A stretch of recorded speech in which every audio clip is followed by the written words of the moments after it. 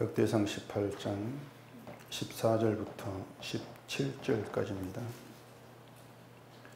다윗이 온 이스라엘을 다스려 모든 백성에게 정의와 공의를 행할세. 수르야의 아들 요압은 군대 사령관이 되고 아힐루스의 아들 여호사밧은 행정장관이 되고 아히두베의 아들 사독과 아비아달의 아들 아비멜렉은 제사장이 되고 사고사는 서기관이 되고 여호야다의 아들 브네야는 그렛 사람과 블렛 사람을 다스리고 다윗의 아들들은 왕을 모시는 사람들의 우두머리가 되니라. 아멘. 기도하겠습니다.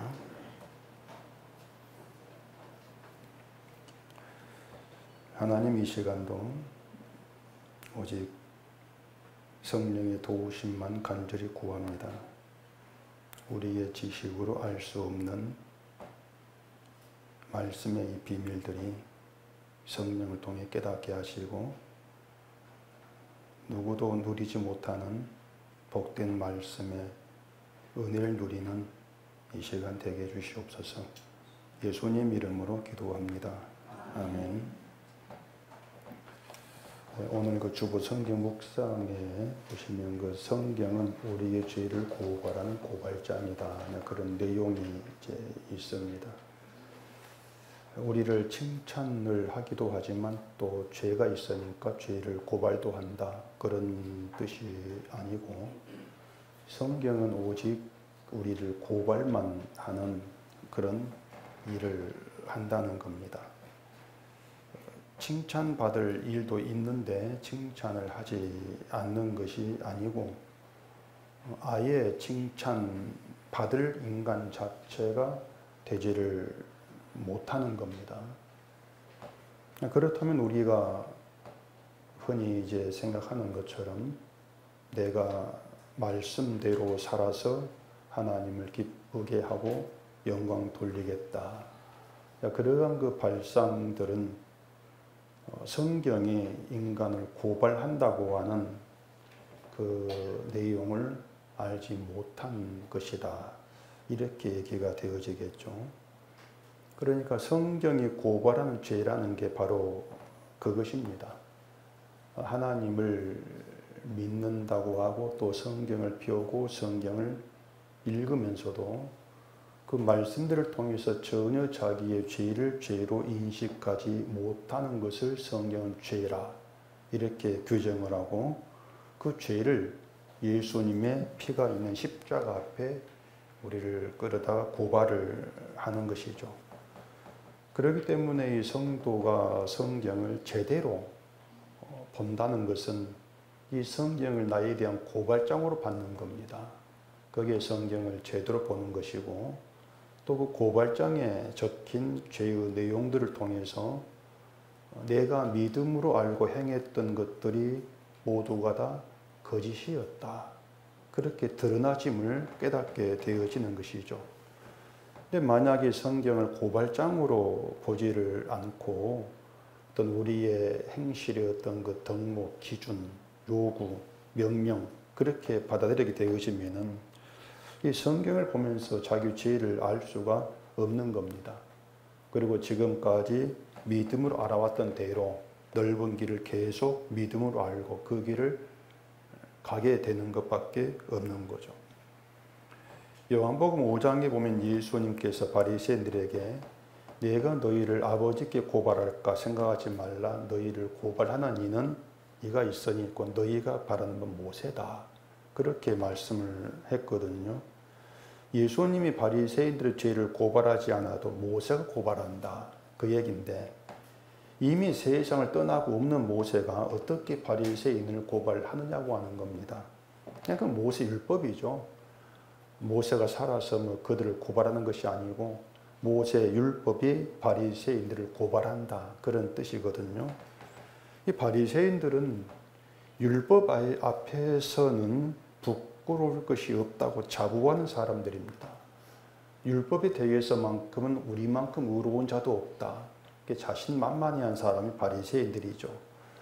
자기들은 그래요. 율법을 존귀하게 여기고 율법을 지키기 위해서 최선의 노력을 다하는, 그게 자기들 삶인데 그 율법이 자기들을 고발한다는 이해를 못하는 겁니다. 오히려 율법이 자기들을 칭찬을 해야 되죠. 의롭다고 높여야 되죠. 근데 자기들이 무슨 잘못을 했다고 율법이 고발을 하냐고 하는 것입니다. 바리새인들은 율법을 지키는 자기들의 영광을 추구했습니다. 하나님의 율법은 그걸 죄로 드러내는 것이죠. 자기 율법을, 자기 영광을 추구하는 것을 죄다, 이렇게 드러내는 게 말씀이었고 율법이었고, 그로 인해서 율법이 그들을 고발을 하고 있는 역할을 하고 있는데 그걸 바리새인들이 알지를 못한 것입니다. 그들 바리새인처럼 우리도 죄를 죄로 알지를 못해요. 그런데 이제 귀에 딱지가 않도록 죄라는 말을 들어서 그런지 그 죄를 안이하게 생각하는 경향이 굉장히 많습니다. 죄라고 하는 것은 우리가 어떤 행동을 한 그것을 보는 것이 아니고 우리의 존재 자체가 죄라는 것을 아셔야 돼요. 우리가 죄의 존재로, 죄 자체로 존재한다, 그렇게 생각을 하셔야 한단 말입니다. 근데 자기를 죄 자체로 보지를 않고 죄가 무엇인가를 알면 되지 않겠는가, 그건 잘못된 생각이라는 것이죠. 그러니까 중요한 것은 여러분이 자신을 죄의 존재 그 자체로 보느냐, 그것이지 죄가 무엇인가를 압니까? 그건 중요한 것이 아니라는 것입니다. 성경에 우리에게 죄가 뭔가 써라, 그렇게 시험치는 게 아니지 않습니까? 또 죄가 무엇인가를 안다고 해서 구원받는 것도 아니에요. 자, 그렇게 이제 자신을 죄의 존재 자체로 봐야 된다고 말씀을 드렸는데, 이것은 나는 죄인이구나, 그렇게 어떤 하늘에 뜬구름 잡는 식으로 생각하는 문제가 아닙니다. 자기를 죄의 존재 자체로 본다는 것은 오로지 하나님께로부터는 저주와 심판을 받을 대상으로 본다, 그 뜻이거든요. 내가 죄 자체니까 나에게 돌아올 것은 저주와 심판밖에 없다, 그렇게 우리 자신을 본다면은, 그러면 우리가 원하는 복을 받고 행복을 누린다는 것은 우리에게 해당 사항이 안 되는 겁니다. 나를 죄 자체로 본다면은 복, 행복, 이것은 내가 그걸 받고 누릴 존재가 못 돼, 그렇게 자기를 봐야 된다는 거죠. 그게 자기를 죄로 보는 것이고 죄를 아는 것이다, 이렇게 얘기가 되어지는 것이에요. 십자가에서 나의 죄를 대신 지고 피 흘려 죽으신 예수를 믿습니다, 그렇게 얘기를 하는데, 그렇게 얘기를 해놓고 이제 나와서는 복을 받고 행복을 누리고자 하는 것, 그것을 바라고 그것을 구한다. 그러면 앞에 있던 고백은 거짓이 될 수밖에 없는 거죠.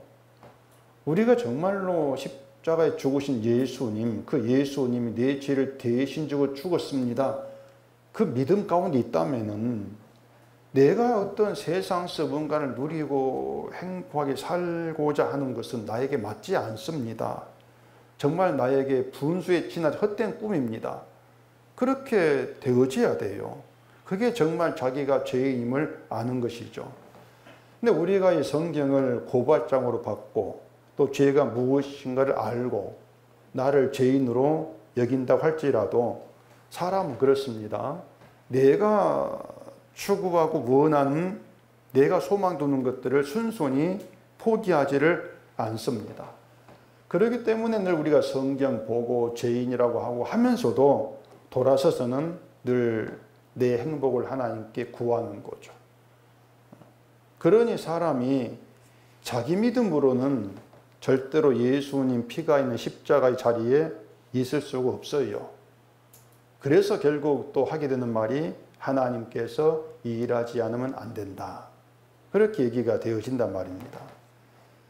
지난주에 말씀을 드린 그 하나님의 전쟁과 승리, 그것이 우리를 아들의 피가 있는 십자가의 자리, 그 자리를 이끄시기 위해서 우리에게 향하신 하나님의 일이란 말입니다. 전쟁과 승리라고 하는 것이.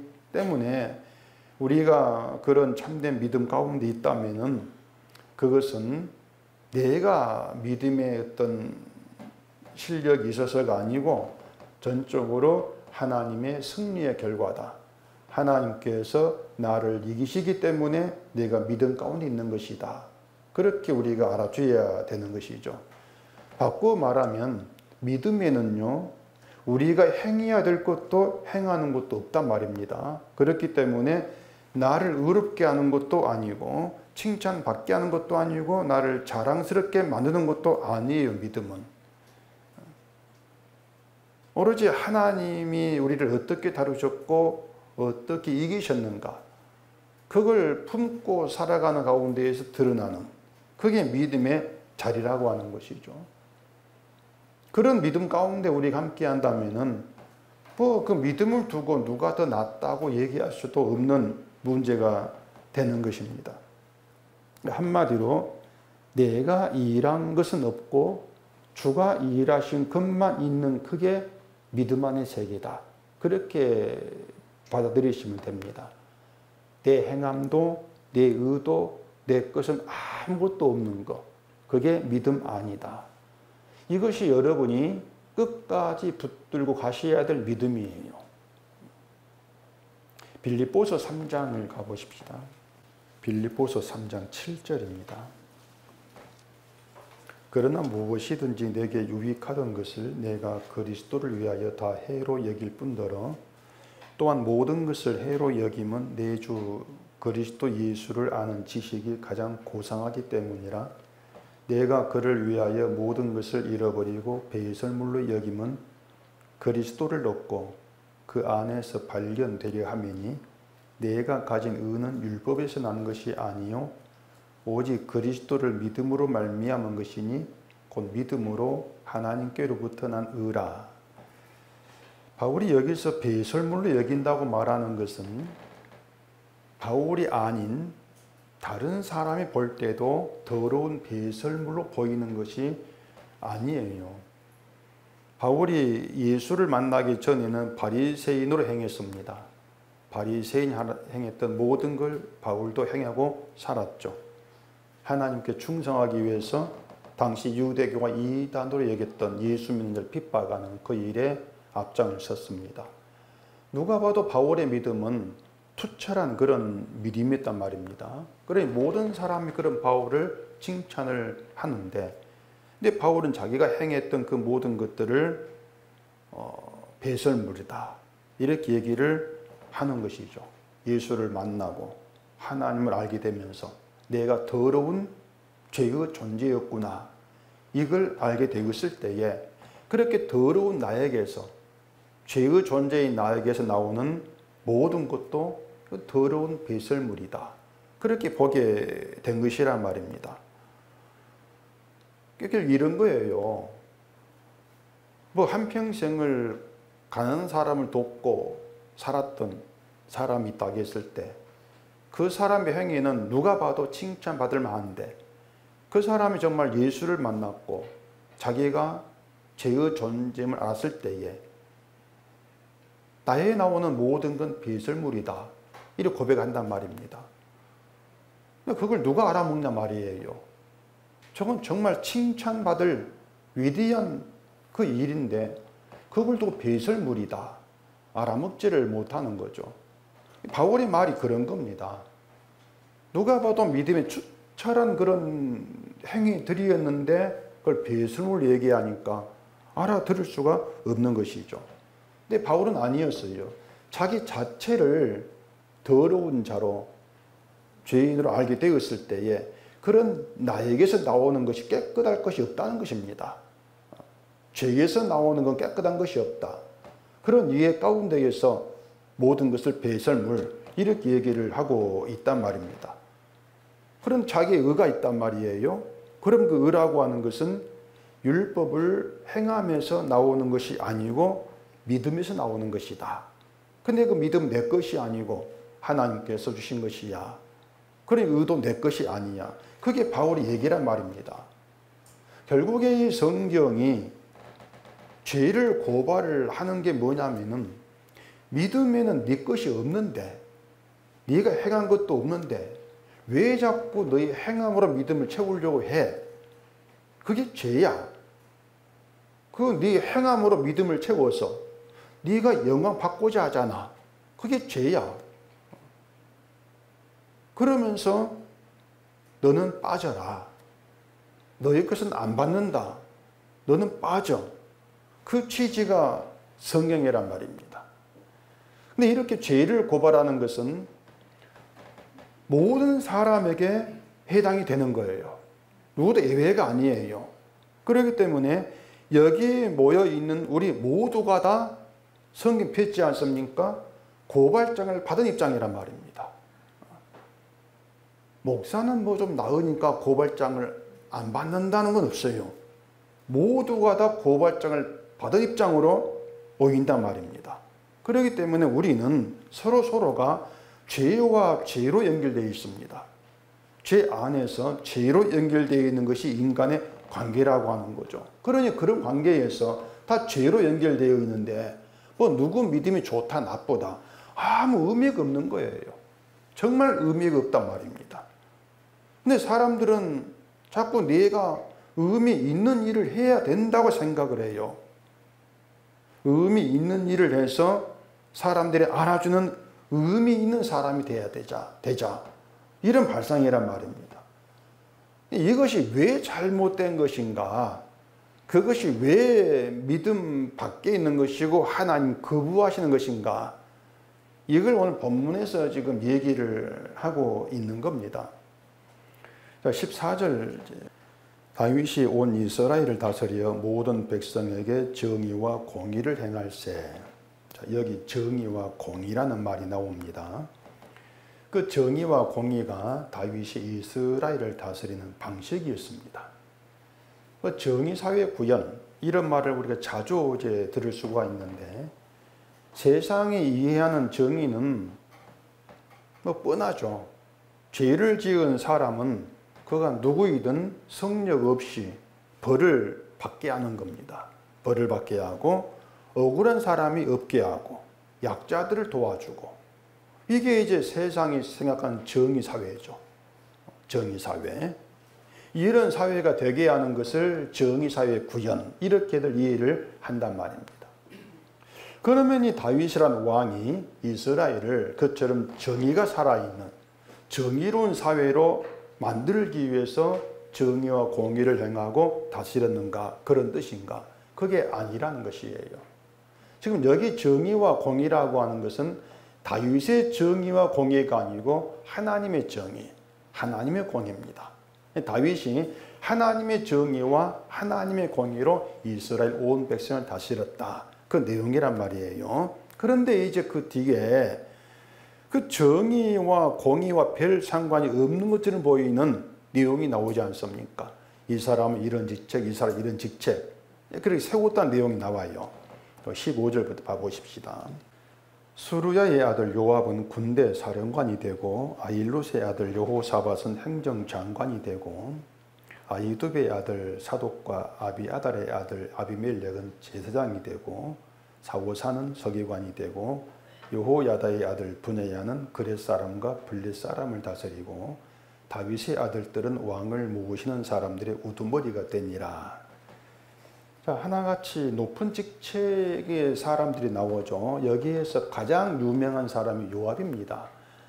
요압은 이제 그 제2인자라고 할 수 있을 만큼 권세를 가진 그런 사람이었단 말입니다. 그런데 자, 우리가 왕이다, 대통령이다 그랬을 때에 이제 내 나라를 함께 이끌어갈 사람에게 직책을 맡겨요. 장관 뭐 이런 걸 맡긴다고 했을 때에 아무에게나 딱 너 장관에 하는 것이 아니고 그 사람 됨됨이와 가그를 파헤쳐 가지고 하자가 있나 하면 다 따지지 않습니까?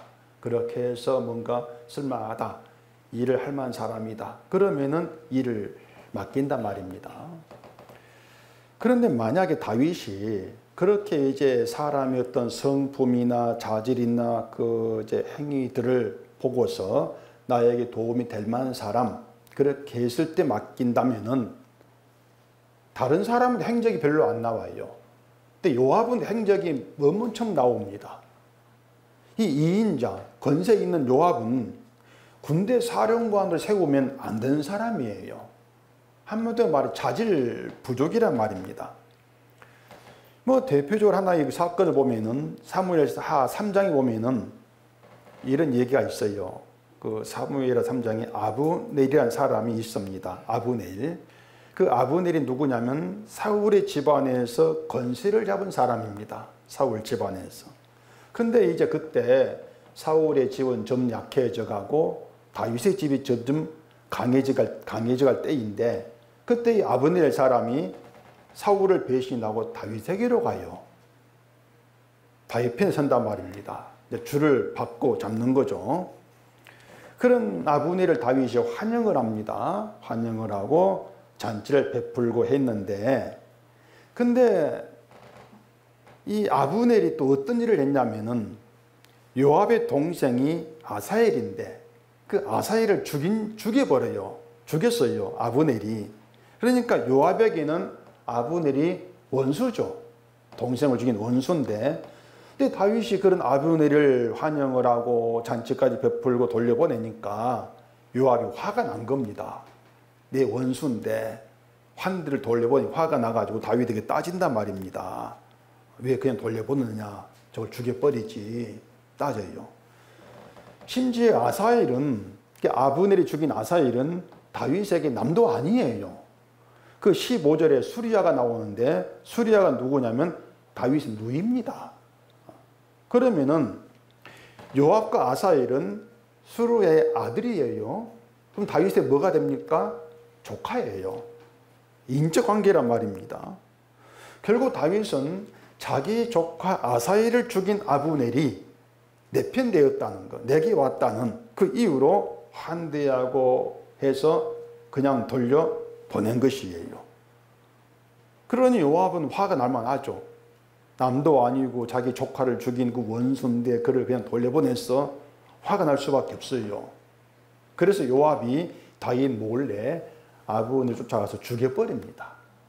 요압이 복수를 한 것이죠. 나중에 다윗이 요압이 한 일을 듣고 요압과 백성들에게 아브넬을 예도해라. 그런 내용이 또 뒤에 또 그 성경에 있어요. 이처럼 요압은 다윗의 말을 안 듣습니다. 다윗의 말을 따르지도 않고 자기 멋대로 행동을 해요. 그런 요압을 군대 사령관 그 자리에 앉힌 거란 말입니다. 그러니 이게 다윗의 정의 또 공의와 무슨 연관이 있냐고 하는 겁니다. 어찌 보면은 사람을 잘못 쓰고 있는 것인데 그게 다윗의 정의와 무슨 연관이 있지? 이런 의문이 있을 수밖에 없어요. 또 그 17절 마지막에 보면은 다윗의 아들들이 나옵니다. 이 다윗 아들들은 왕을 모시는 사람의 우두머리가 되었다. 이렇게 말합니다. 왕 주변에서 왕을 섬기는 그런 이제 뭐 관리 대신들의 우두머리, 또 그들을 다스리는 우둠 됐다. 그 말이죠. 이 다윗의 아들들은 역대상 3장에 오면 많이 나와요. 장남 암논으로 해서부터 다니엘, 압살롬, 아도니아 많습니다. 헤브론에서 유다 왕으로 있을 때에 낳은 아들이 6이었고 예루살렘에서 온 이스라엘을 왕으로 다스릴 때 낳은 아들이 13이었습니다. 그래 역대상에 기록된 아들 숫자만 19명이에요.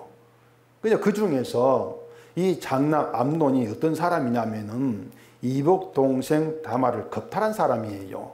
자기 여동생 이복 동생 다말을 겁탈했습니다.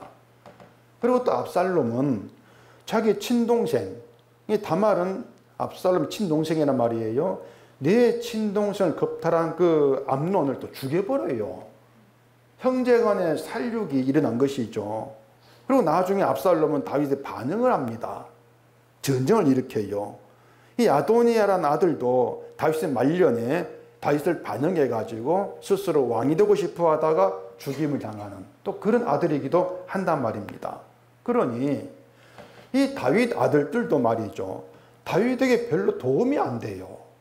이 아들들이 그러니 왕을 모시는 사람들의 우두머리가 될 만한 그런 인물들이 아니란 말입니다. 그러니 다윗이 이 직책을 맡긴 사람들을 보면은 요압으로 해서 아들들까지 별로 자질도 없는, 다윗에게 도움이 되지도 않은, 이스라엘을 어떻게 지키고 유지해 나가는 데 있어서 큰 힘이 될 수도 없을 것 같은 그런 사람들에게 직책을 맡긴다는 얘기죠. 직책을 맡긴다는 얘기는 이스라엘을 다스리는 자기의 일에 함께 하게 한 겁니다. 다윗의 일에. 그렇다면 좀 일을 잘할 사람을 뽑는 게 좋지 않습니까? 일을 잘하고 다윗 명령 잘 듣고 다윗이 다스리는 일에 도움이 되고 또 백성들이 인정할 만한, 야 정말 우리 왕이 사람 잘 뽑았네 인정할 만한 그런 인물들을 골라야 돼요. 그 인물을 잘못 고르면 대통령 욕먹지 않습니까? 잘 골라야 한단 말이에요. 근데 다윗은 문제가 되는 사람들도 가리지를 않습니다. 막 세우는 것 같아요. 이 다윗이 사람 보니 눈이 없어서 그런가? 이게 궁금하단 말이죠.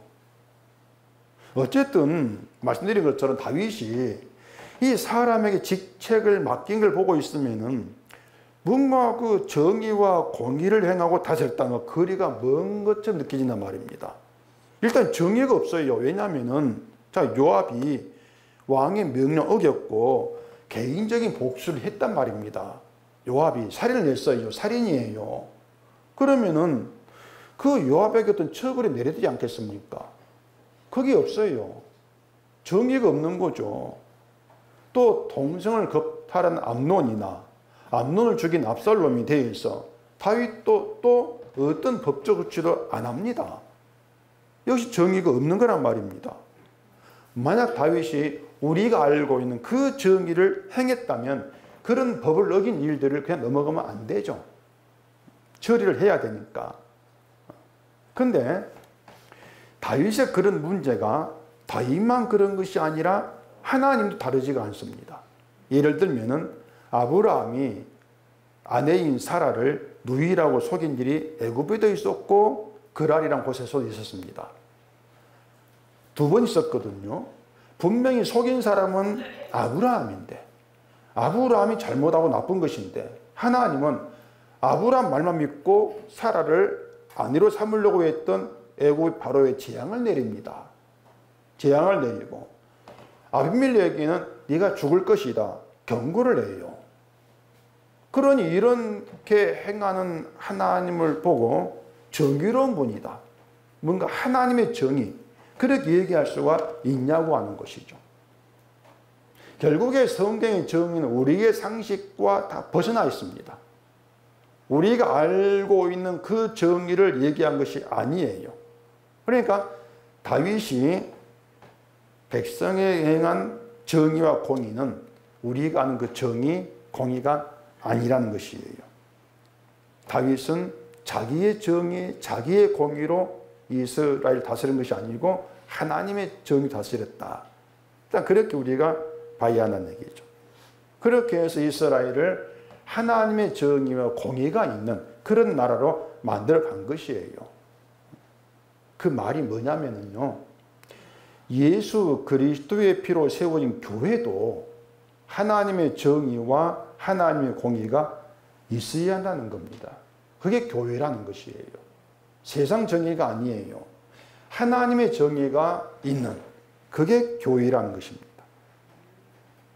그래서 이제 중요한 건 하나님의 정의, 하나님의 공의가 뭐냐고 하는 거죠. 그 가톨릭의 정의사회 정의 구현 사제단 거기 가톨릭에 있는데 그들이 세우려는 정의는 성경이 말하는 하나님의 정의가 분명히 아니죠. 이 사람들은 자기들이 옳다고 생각되는 방향으로만 나아가요. 이게 뭐냐면 내 생각이 옳은 게 정의라는 것입니다. 내 생각이 옳은 게 정의다. 그게 세상 정의예요.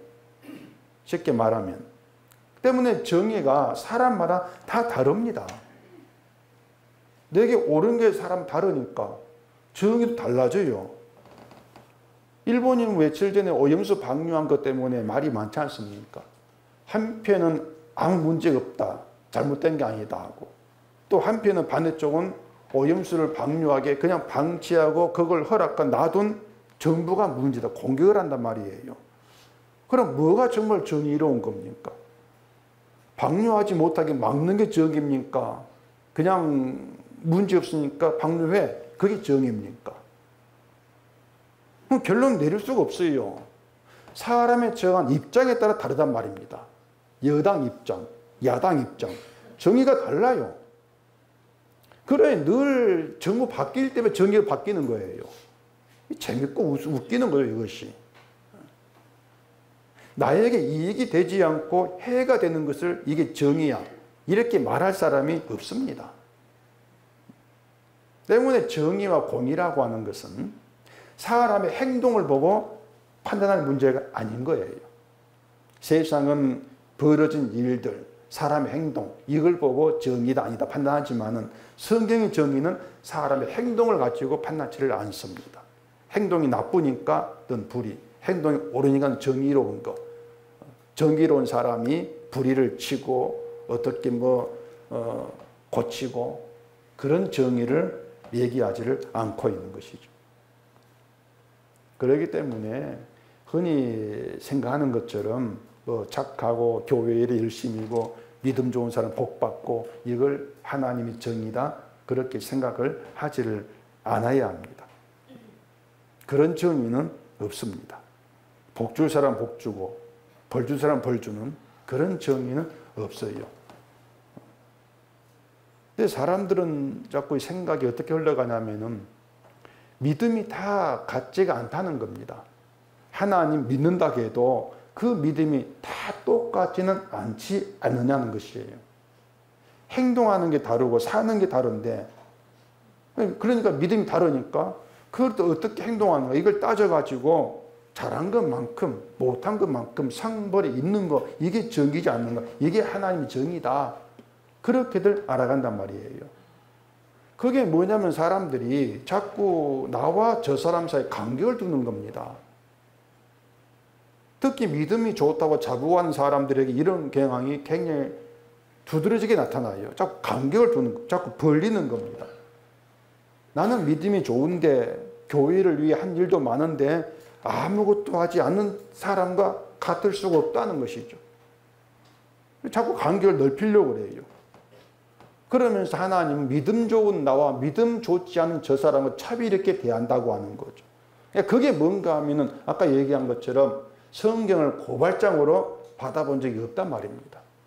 그러니 그런 생각이 자꾸 나오는 거예요. 성경이 나를 고발한다는 것을 전혀 알지를 못해요.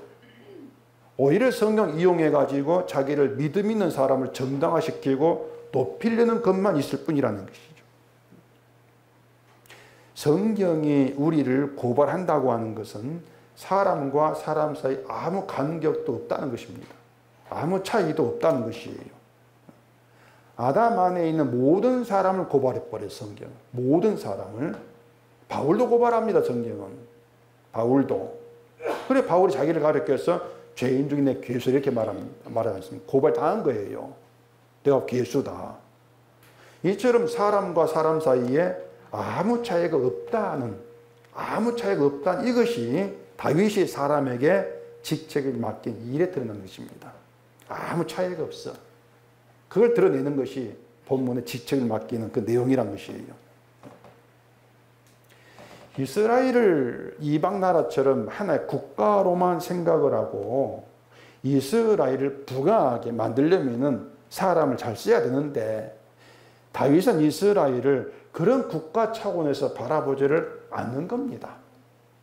하나님의 정의와 공의가 있는 나라, 그게 이스라엘, 이렇게 생각한 것이지 이방 나라처럼 잘 사는 나라 되겠다, 그게 다윗의 이스라엘이 아니었어요. 설령 이방 나라보다 가난해지고 약해진다 할지라도 하나님의 정의와 공의가 있는 그 나라 되는 것이 이스라엘을 향한 하나님의 뜻이다, 그걸 다윗이 알았단 말입니다. 만약 다윗이 요압은 내 명령을 따르지 않고 제멋대로 행동하면서 자기 복수를 하는 그런 사람이다. 그래 넌 탈락, 넌 안 돼. 이렇게 했다면 그건 다윗이 사람을 보는 것이죠. 사람과 사람 차이를 두고 있는 것이죠. 아들들 가운데서도 암놈, 압살롬 이런 아들을 제외하고 좀 괜찮다 싶은 아들을 세운다. 그건 역시 사람을 차이를 두는 것입니다. 간격을 두고 있는 것이에요. 그게 하나님의 정의와 공의가 행하지 않는 것이죠. 그것이. 사람에게 차이를 둔다는 것이. 이걸 우리가 알고 계셔야 돼요. 그렇기 때문에 만약에 교회에서 사람 믿음을 가지고 간격을 벌리고 차이를 둔다는 것은 하나님의 정의와 공의가 없는 교회라는 의미가 돼요. 그래 이런 내용들을 우리가 중요하게 생각을 해야 되는 것이죠. 교회는 하나님의 정의, 공의 그런 것 별 관심을 안 둡니다. 교회가 부흥되면 그게 정의지, 공의고. 그런 모든 것들을 죄로 고발당하고 있는데 고발을 안 받아요. 무시를 해버리죠. 그게 지금의 교회의 실상이란 말입니다. 성경에서요, 하나님의 정의의 첫 시작은 선악과입니다. 선악과가 하나님의 정의의 첫 시작이에요. 선악을 알게 한 나무 열매는 먹지 말라. 먹는 날은 반드시 죽으리라. 그게 정의란 말입니다. 하나님의. 그럼 하나님의 정의가 뭐냐면 선악과를 먹는 자가 죽는 거예요. 그게 정의 실현이에요. 그런데 선악과를 먹었다는 거에는 인간에게 아무 차이가 없단 말이에요. 나도 너도 바울도 누구도 다 선악과를 먹은 자예요. 아담 안에서. 차이가 없죠. 십자가에 달린 한편 강도나 바울이나 우리나 아무 차이가 없단 말이에요. 근데 사람들은 그걸 인정을 하고 싶어 하지를 않죠. 왜냐하면 그 행위를 보면은 바울은 복음을 전했는데 한편 강도는 비록 뭐 천국에는 갔다 할지라도 악을 저질러서 악한 일을 저질러서 십자가 사형을 받은 사람이란 말입니다. 분명히 차이가 있는데 어떻게 같으냐? 어떻게 차이가 없을 수가 있는가? 늘 그런 반발을 품고 살아가는 거예요. 그렇게 사람들은 나와 저 사람이 다르다는 간격, 차이를 두고 싶어 하는데 그 간격을 메워버리는 게 율법이란 말입니다. 메워버려요. 하나님 율법은 너희는 똑같은 인간이다. 죄에 있어서는 너희는 다르지 않다. 그렇게 하나로 만듭니다. 간격을 다 메워버려요. 우리가 내 행함과 내 의로 파놓은, 내 열심으로 파놓은 간격들, 그 간격들을 율법은 메워버린다. 평탄하게 만들어버린다. 그게 하나님 공의입니다. 평평하게 만들어버리는 거. 그런데 이스라엘 율법을 우린 너희와 달라. 그 근거로 삼아버리죠. 율법이 온 우리는 너희와는 다르다. 그게 하나님의 정의와 공의를 모독하는 것입니다. 다시 말하지만 인간은 아담 안에 다 죽은 것처럼 이스라엘도 다 죽은 자들입니다. 그렇게 하나 되어 있어요. 인간이 죽었다는 것에는 너나 나나 아무 차이가 없는데 우린 다르다. 난 너와 믿음이 다르다. 바로 이것이 하나님의 정의를 방해하는 마귀의 방해 공작입니다. 그게 마귀 일이에요. 그래서 자꾸 말하자면 교회가 믿음을 가지고 사람의 행함에 간격과 차별을 두고 있는 것이 마귀에게 놀아나는 것입니다. 그러면 참 그게 심각한 거지 않습니까? 심각하죠. 아모스 5장을 가보십시다. 아모스 5장 22절입니다.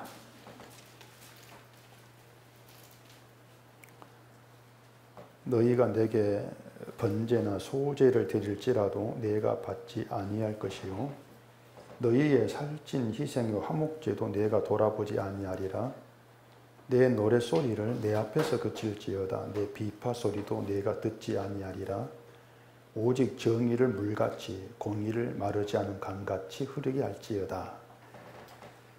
자, 이스라엘이 번제, 소제를 드리고 또 살찐 희생을 잡아 드리고 노래, 찬송을 부르는 것은 지금 교회의 우리의 신앙생활입니다.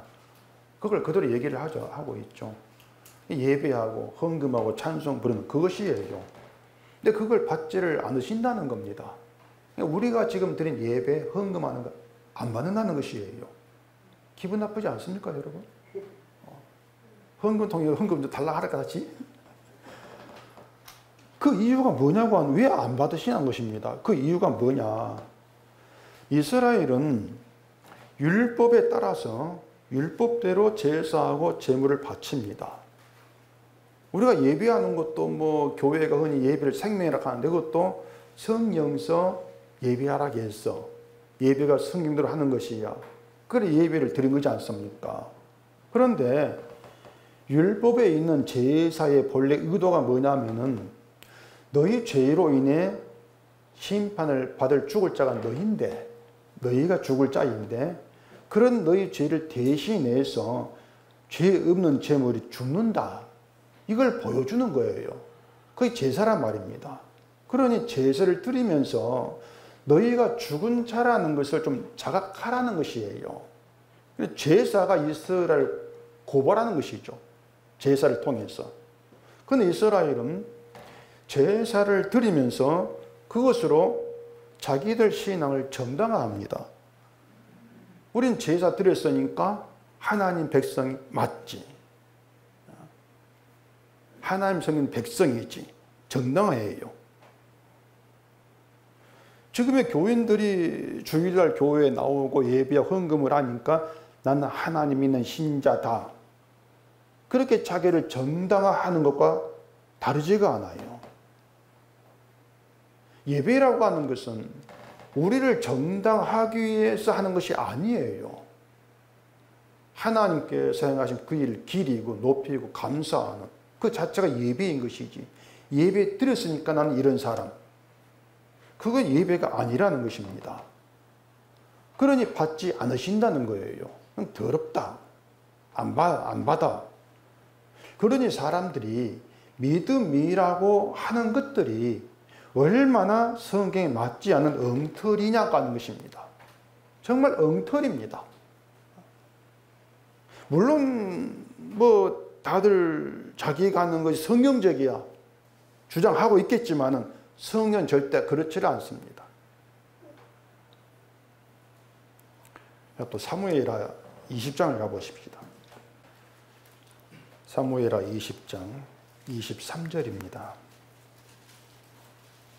요압은 이스라엘 온 군대의 지휘관이 되고 여호야다의 아들 브냐야는 그렛 사람과 블렛 사람의 지휘관이 되고 아도람은 감력관이 되고 아일루스의 아들 여호사밧은 사관이 되고 스와는 서기관이 되고 사독과 아비아달은 제사장이 되고 야일 사람 이라는 다윗의 대신이 되니라.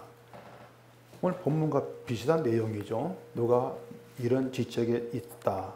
비슷한 내용인데 이 내용도 그 사무엘 20장 앞의 내용과 연결해 보면은 뜬금없이 등장한 내용이에요. 정말 뜬금없거든요. 그 앞에 보면은 세바라고 하는 불량배가 나옵니다. 간단하게 말씀드릴 거니까 참고 들어보세요. 이 세바라는 사람이 자기도 왕 한번 해보겠다고 이스라엘 사람들 선동해서 반역을 일으킨단 말이에요. 그리고 요압이 이제 세압을 치고 세바는 도망을 갑니다. 그렇게 도망을 쳐서 한 성으로 세바가 들어갑니다. 피신하는데 요압이 세바를 잡으려고 그 성을 치려고 해요.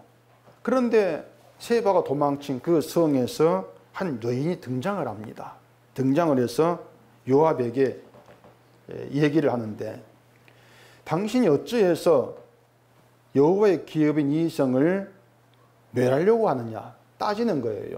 그러니까 요압은 저 성을 쳐서 세바를 붙잡겠다고 하는, 죽이겠다고 하는 것인데, 여인은 이 성은 여호와의 기업인데 당신이 어찌해서 이 성을 멸하려고 하느냐 따지는 거죠.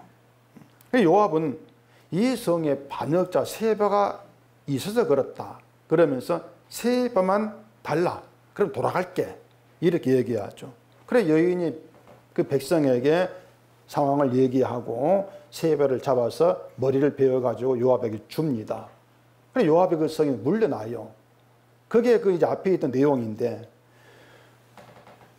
그러니까 이제 그 세바 이야기하고 요압이 뭐 군대 장관이 되고 이런 얘기하고 어떤 연관이 있냐고 하는 거예요.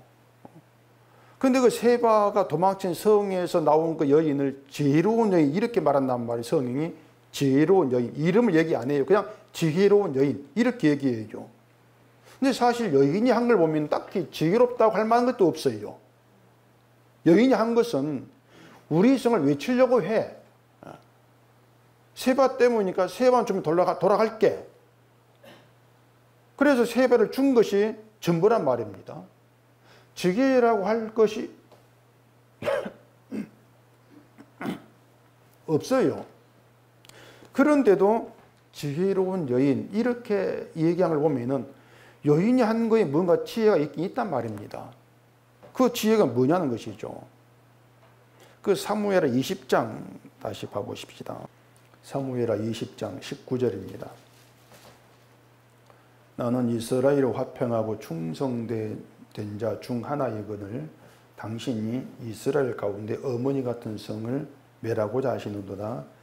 어찌하여 당신이 여호와의 기업을 삼키고자 하시나이까 하니 이렇게 되어 있습니다. 여인이 그 성을 여호와의 기업이라고 얘기합니다. 그게 뭐냐면 자기들의 힘으로 쌓은 지켜온 그 성이 아니고 하나님께서 은혜로 주신 것이 조상 대대로 이어져온 성이다. 그 의미란 말입니다. 그 여인이 뭐냐면은 여호와의 기업을 지키려고 한 것이에요. 그걸 지혜로 얘기한단 말입니다. 이건 여호와의 기업이야. 그 기업을 지켜야 돼. 그렇게 요압이 얘기를 한 것이죠. 반면에 요압이 세바를 쫓던 것은 세바를 잡아서 죽이면 그게 자기 공로가 되지 않습니까? 자기 공로를 위해서 저 성에 여호와의 기업이고 뭐고 상관없이 치려고 하는 거예요. 우리 자기 공로를 위해서. 그러니까 요압은 자기 공로를 지키려고 하는 것이고 여인은 여호와의 기업을 지키려고 하는 것이고 달라요. 그래서 여인을 지혜롭다 이렇게 얘기를 하고 있단 말입니다. 자, 여기서 우리가 신앙생활을 한다고 하지만 실상은요 다 나를 지키기 위한 것입니다. 나를 위해서 하는 것, 그것은 하나님이 준 은혜를 지키기 위한 신앙이 아니라는 것이에요. 자, 성도라고 하는 것은요 하나님께서 베푼 은혜가 있습니다.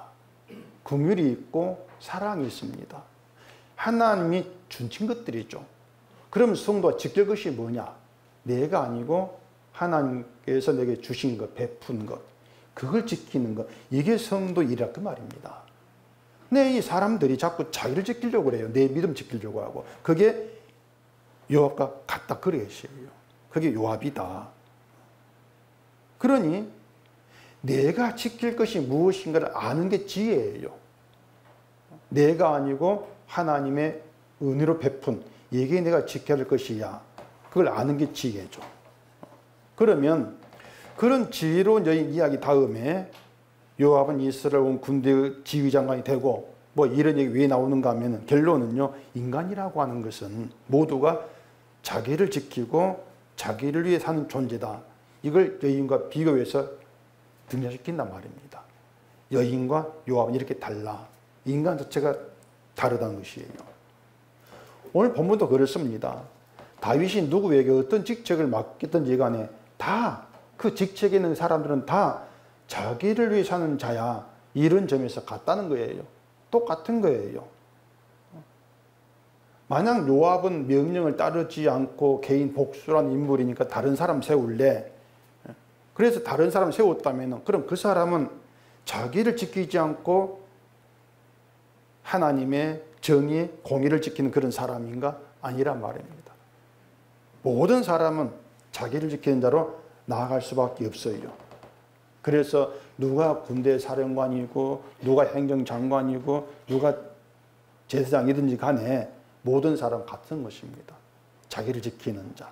1000명이 모이고 10,000명이 모인다 할지라도 그런 점에서 오직 하나예요, 인간은.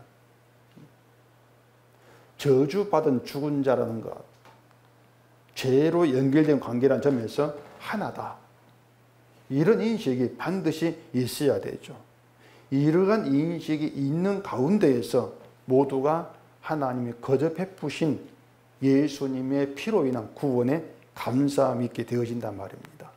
늘 말씀드린 것처럼 왜 자꾸 우리를 죄라는 자리로 하나로 모아드리느냐.